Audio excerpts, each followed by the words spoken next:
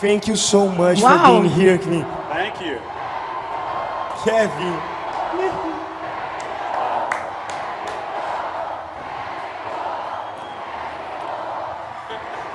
They're saying Kevinho. Kevinho is like little Kevin. It's our nickname. Yeah.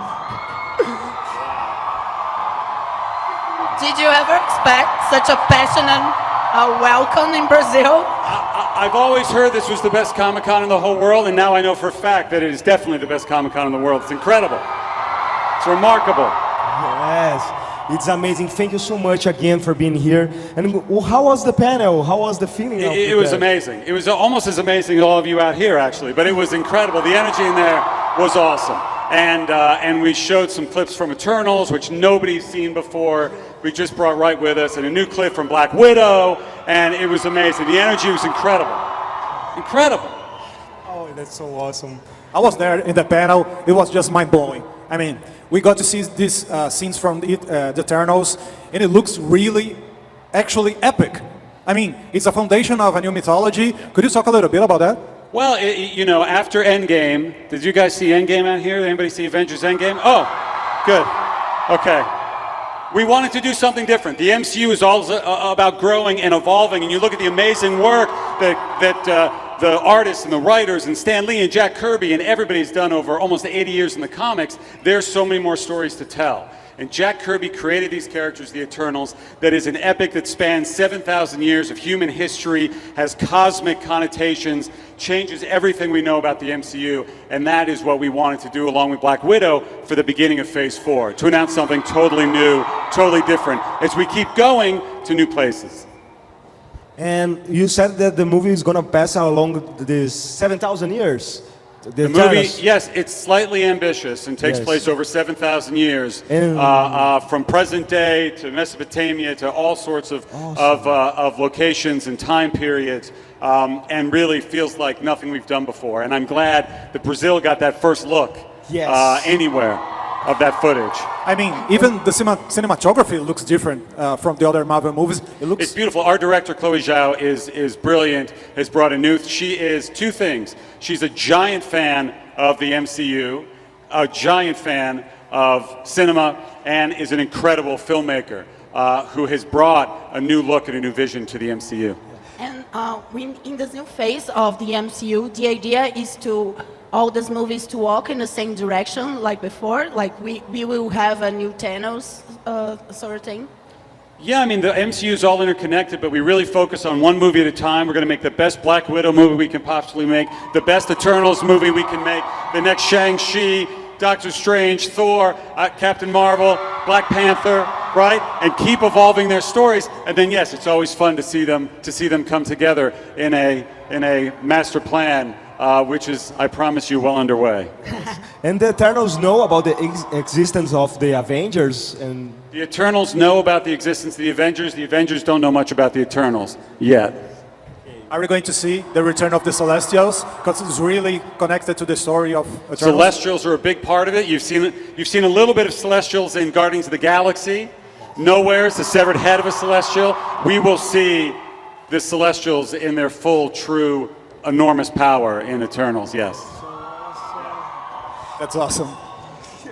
I'm sorry, I'm a little excited because I'm so happy because we showed this clip, this trailer in Brazil for the first time for our com. And about the Eternals, they are gonna be deviants too in this movie because we have what? deviants. Deviants, yes. Deviants are in the film. The Deviants and the Eternals in the Jack Kirby mythology, in the comic book mythology, were both extremely important plans of the Celestials. And we will see Eternals that look very different than we'll see Deviants that will look unlike any Deviants you've seen in the comics. This is a new form of Deviants that we're revealing in the movie. Are they connected to Thanos? Thanos in the comics was an Eternal on Titan. There may be connections, but really this is about introducing those 10 new characters that are played by an incredibly eclectic, amazing group of actors that we're focusing on.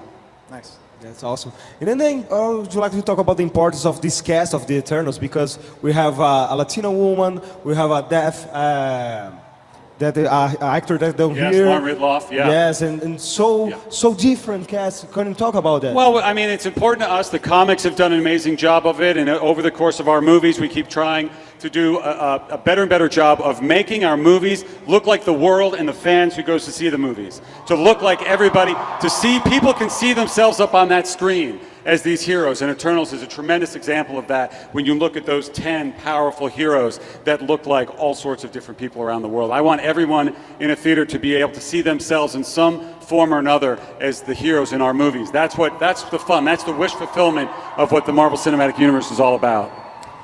The Eternals is not as well known by the audience, but as well as Iron Man and Guardians of the Galaxy were. So what's the secret to introduce these kind of characters to a major audience? I'll let you in on a secret. You just got to make a great movie. You just have to work very hard to make a great movie.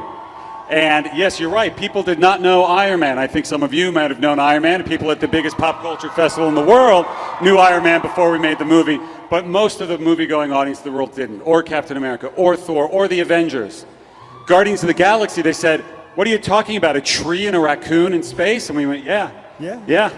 We think it's going to be fun." So that's great, and that's what we want to keep doing. After having the success of Endgame, keep taking risks and trying something like this Black Widow movie that focuses on entirely new characters with her past, who are played by the amazing Florence Pugh and David Harbour and Rachel Weisz. It's incredible. To bring the Eternals, a very ambitious big movie, many people haven't heard of it, but what's so fun is the support from Marvel Studios is so big, people I think are excited to come and see what we have in store. And with the Disney Plus series, the idea is to try experiment with new languages, visual languages. I've been at Marvel for almost 20 years. I know I look really young, not really, but I've been here for almost 20 years. And being able to build the MCU and build a 23-movie Infinity Saga was great. And after Endgame, thinking, what can we do next? Eternals, Shang-Chi, Black Widow, these things. But Disney Plus, which is coming to Brazil later next year, is going to give us this opportunity to tell even deeper stories on characters that you already know and love, like the Falcon and the Winter Soldier, like WandaVision, like Loki, in a new type of cinematic way that we haven't done before. We've already started shooting 2 of them, and they're very, very special. And it will all, for the first time, interlink. So the MCU will be on your TV screen at home on Disney Plus and interconnect with the movies and then go back and forth. It's exciting to expand the MCU to even bigger and better heights. People went crazy right there at the auditorium when they showed a picture, just a picture of WandaVision. And in my mind, it was like, oh my God, it's Man with superheroes. That's amazing. And I assume that Wanda's powers are going to develop, maybe, to create this new reality. And in the comics, Wanda has such a rich variety of powers connected to the mutants, and I wanted to know... Having the opportunity to tell more of their story and to see more of what Wanda can do, more of what makes Vision, Vision, and most importantly, reveal a name that I'm not even sure we've said in the MCU yet, but we absolutely make a big deal of in the show, which is that Wanda is in fact the Scarlet Witch. And what does that mean, that she is the Scarlet Witch? And that's what we play into in this show in ways that are entirely fun, entirely funny, somewhat scary, and will have repercussions for the entire future Phase 4 of the MCU. Are we going to drink in this fountain, rich fountain of Tom King's run on Vision for the series or not? Of what? This are we going to reference Tom King's Vision comic book? The comic book, partially, yes. There were some beautiful covers to that with him in the suburbs, which had a lot of inspiration. If you know that comic, you might meet Sparky the dog at a certain point in the series. But it's only just inspired by that series, but goes into a different direction based on where we are after Endgame with the MCU. And WandaVision is connected to Doctor Strange film. Yes, Wanda Maximoff will go from the WandaVision series into Doctor Strange. And does the multiverse is kind of the future and the way you can connect maybe other franchises Well, that were not at Marvel? There's so much fun to be had with the multiverse. I've loved it. You know, when we first started the MCU, it was all about Tony Stark. Introduce the world to Tony Stark, to that Iron Man armor. Then teach people what Asgardians were. Then learn about super soldiers. Then bring them together in Avengers.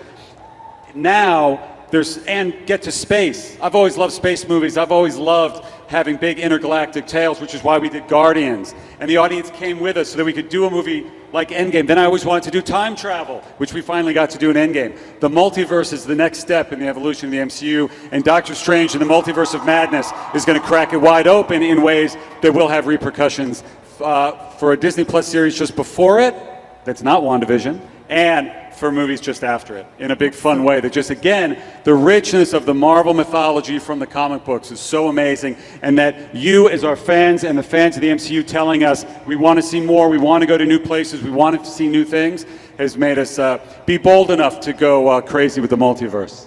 That's so awesome. I just want to ask about the Falcon and the Winter Soldier 2. How is the pressure to Sam Wilson to take the shield of Captain America? How he's going to deal with this pressure? Well, that's what the whole show's about. I mean, we saw Old Man Cap hand that shield to Sam Wilson at the end of that movie. And the question is, what did he do with it next? What does it mean for Sam Wilson in that shield? That's a big responsibility. And that's very much of what the show is focuses on and is about. Thank you so much, Kevin. We could talk to you all day. Is that it? Thank you so every much. Every week. We will Thank love you, that. everyone. It's an This honor is incredible. I'm so happy to be here. I'm so proud to be here. Thank you so much. You're amazing. You're Amazing. welcome to come back. You. You're Thank welcome you to very come back much. whenever you please want. come back. I can't wait to. Thank you. Thank you so much. Daqui a pouco a gente volta.